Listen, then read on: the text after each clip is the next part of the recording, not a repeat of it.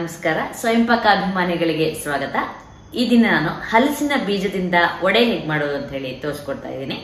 ಬೇಕಾಗುವ ಪದಾರ್ಥಗಳು: ಹಲಸಿನ ಬೀಜ 1 ಕಪ್, ಹಸಿಮೆಣಸಿನಕಾಯಿ 6, ನಿಮ್ಮ ಖಾರದ ಅಪೇಕ್ಷೆ ಮೇಲೆ ಹೆಚ್ಚು ಕಡಿಮೆ ಮಾಡ್ಕೊಳ್ಳಿ, ಕೊತ್ತಂಬರಿ ಸೊಪ್ಪು ಸ್ವಲ್ಪ, ಶುಂಠಿ 1.5 ಇಂಚಿನಷ್ಟು ಇಟ್ಕೊಂಡಿದ್ದೀನಿ, ಕರಿಬೇವಿನ ಸೊಪ್ಪು ಸ್ವಲ್ಪ, ಉಪ್ಪು ರುಚಿಗೆ ತಕ್ಕಷ್ಟು, ನಾನಿಲ್ಲಿ 1 ಟೀ ಸ್ಪೂನ್ ಇಟ್ಕೊಂಡಿದ್ದೀನಿ, ಓಂ ಕಾಳು 1 ಟೀ ಸ್ಪೂನು, ಅಕ್ಕಿ ಹಿಟ್ಟು 2 ಟೇಬಲ್ ಸ್ಪೂನು, ಕರಿಯೋದಕ್ಕೆ ಎಣ್ಣೆ. ಹಸಿಯಾದ ಹಲಸಿನ ಬೀಜ ಆದ್ರೆ ನಿಮಗೆ ಬೇಗ ಬೇಯುತ್ತೆ. ಗಟ್ಟಿ ಇತ್ತು ಅಂದ್ರೆ, ಒಣಗಿತ್ತು ಬೀಜ ಅಂದ್ರೆ ನೀವು ನೀರಲ್ಲಿ ನೆನೆ ಹಾಕಿಟ್ಬಿಟ್ಟು ಆಮೇಲೆ ಅದನ್ನ ಬಳಸ್ಕೊಳ್ಳಿ.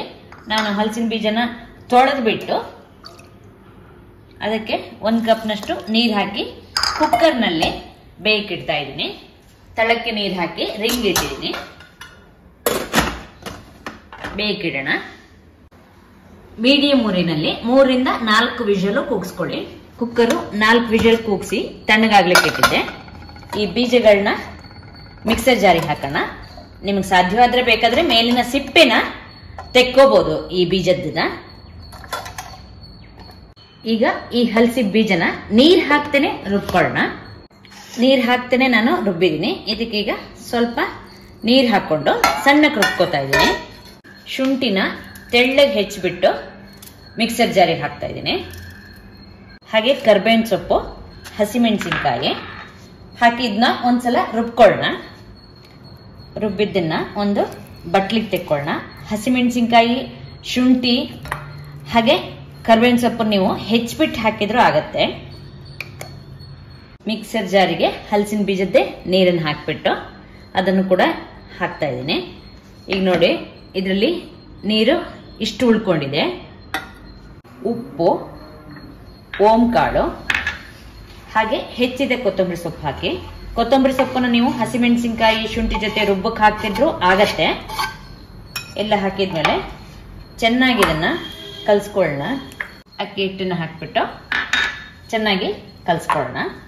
ಎಣ್ಣೆ ಕಾಯ್ಲಿಕ್ಕಿಡಿ. ಈಗ ಎಣ್ಣೆ ಕಾದಿದೆ. ಎಣ್ಣೆ ಕಾದ್ಮೇಲೆ ಇದನ್ನ ಸಣ್ಣ ಸಣ್ಣ ಉಂಡೆಗಳನ್ನ ಮಾಡಿಕೊಂಡು ಹೀಗೆ ಕೈಗೆ ಸ್ವಲ್ಪ ನೀರು ಮುಟ್ಟಿಸ್ಕೊಳ್ಳಿ. ನೀರು ಮುಟ್ಟಿಸ್ಕೊಂಡ್ರೆ ನಿಮ್ಗೆ ಇದನ್ನ ಈ ಥರ ಉಂಡೆ ಮಾಡಲಿಕ್ಕೆ ಅನುಕೂಲವಾಗುತ್ತೆ. ಎಣ್ಣೆಗೆ ಎಷ್ಟು ಹಿಡಿಸುತ್ತೋ ಅಷ್ಟು ಹಾಕಿದ್ದೀನಿ ನಾನೀಗ.